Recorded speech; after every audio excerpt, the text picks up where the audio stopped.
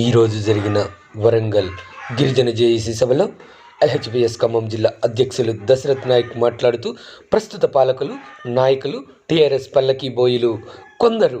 అధికారుల రాజకీయ నాయకుల అడుగులకు మడుగులెత్తుతూ ఎస్సీ ఎస్టీ బీసీ ముస్లిం మైనారిటీ దళిత గిరిజన బహుజనులపై అక్రమ కేసులు దాడులు దౌర్జన్యాలు ఒత్తిళ్లు ప్రశ్నిస్తే రౌడీ సీటర్లు అంటూ నిజాలు వెలికితీస్తున్న జర్నలిస్టు మిత్రులపై నెపములు మోపుతూ దివ్యాంగులను దళిత మహిళలను తానాలలో వేధించి మూత్రం త్రాగించి కొట్టి చంపడం, ఎటువంటి నోటీసులు జారీ చేయకుండా తానాల చుట్టూ తిప్పి నిర్బంధించటం చేస్తూ